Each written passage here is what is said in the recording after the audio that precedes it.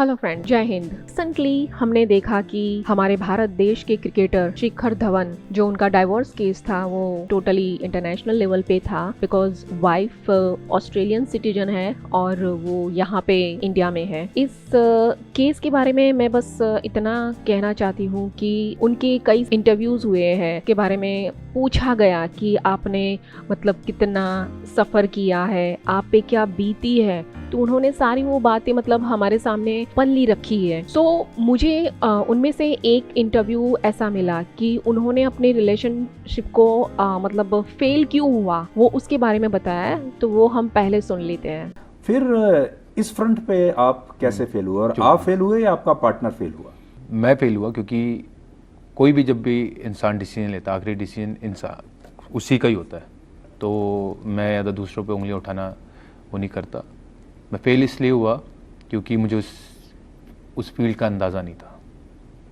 हर एक चीज़ आज कैसे मैं क्रिकेट की जो आज मैं बातें इस वक्त कर रहा हूँ, ये अगर मेरे से 20 साल पहले पूछे तो मेरे को इन सब बातों का नहीं पता। तो एक एक्सपीरियंस है। तो जो यंगस्टर्स भी हैं, even when they getting into relationship या कुछ भी, तो एक्सपीरियंस करे उसको, वो ज़रूरी है। ये नहीं कि जल्दी में इमोशंस पहले आएंगे और भी ओ यार शादी कर ले, ये नहीं। पहले एक दो यहाँ पर दोस्तों शिखर धवन ये बोल रहे हैं कि उनको इस फील्ड का अंदाजा नहीं था। यहाँ पर मेरा कहना है कि चलो ये बात सच है कि हम जीवन में हर चीज का एक्सपीरियंस नहीं ले सकते, टाइम के साथ हमें पता चलता है। बट आज हम 21st सेंचुरी में जी रहे हैं। हम अपने आसपास बहुत सारी घटनाएं, दुर्घटना हमें सुनने को मिलती है, देखने को मिलती है। हम अपना जीवन उनके साथ ही जीते हैं। जो दुर्घटना है, जो घटनाएं हैं, उनसे भी हमें बहुत कुछ सीखने को मिलता है, क्योंकि दूसरों की गलतियों से भी हम बहुत कुछ अपने जीवन में सीख सकते हैं। अगर आप सीखना चाहो तो, अगर इंसान को पहचानना है तो उसकी हिस्ट्री जानने की कोशिश करो आप, क्योंकि जब इंसान मोह में पड़ता है, प्रेम में पड़ता है, तो वो टोटली अंधा ही होता है। और बोला गया है कि हम जिससे मोह रखते हैं उसके दुर्गुण हमें नहीं दिखाई देते, उनके जो दोष होते हैं, उनकी जो इविलनेस होती है वो हमें नहीं दिखती। जीवन में ये जरूरी है कि हर बार हम प्रैक्टिकली सोचे, फिर वो पारिवारिक जीवन हो, सामाजिक जीवन हो या कोई भी फील्ड हो। आप कोई भी डिसीजन लेने जाते हो तो दिमाग खुला रख के डिसीजन लो।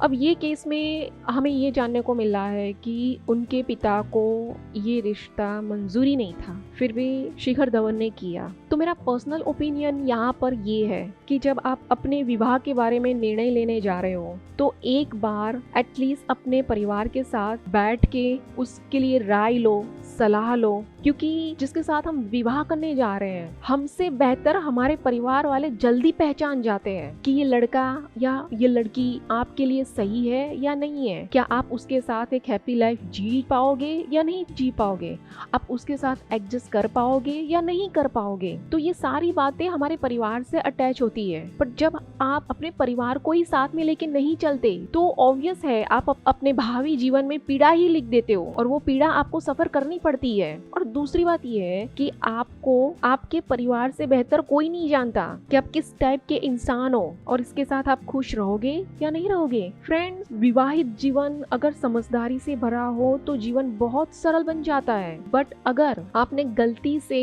एक ऐसे इंसान के साथ विवाह कर लिया जो टोटली मिसअंडरस्टैंडिंग, इमैच्योर, जहर से भरा हो, बात बात पे टॉन्टिंग वाली लैंग्वेज यूज करता हो, उनका नेचर कंट्रोलिंग एंड डोमिनेटिंग का हो, वो आपको बात बात पे मेंटली टॉर्चर करता हो, तो आपकी लाइफ कब नर्क समान हो जाएगी ना, आपको पता भी नहीं चलेगा। सो रिलेशनशिप या मैरिज लाइफ वो तभी डिस्ट्रॉय होती है जब आप हद से भी ज्यादा टॉर्चर सहन करते हो, क्योंकि इंसान में सहनशीलता होनी चाहिए बट उसकी भी एक सीमा होती है, मर्यादा होती है। अपने हिसाब से मैं बस यही कहती हूँ कि आप कोई भी पार्टनर चुनो अपने लिए तो परिवार की राय जरूर लो। आपकी खुशी में आपका परिवार भी शामिल होना चाहिए और परिवार की खुशी में भी आपकी खुशी होनी चाहिए, तभी आपकी मैरिज लाइफ सक्सेसफुल हो सकती है। और फ्यूचर में जाके अगर कुछ भी मतलब ऊपर नीचे होता है तो तब भी आपकी फैमिली आपके साथ खड़ी रहेगी, क्योंकि आपका परिवार सिर्फ आपका होता है। जय हिंद,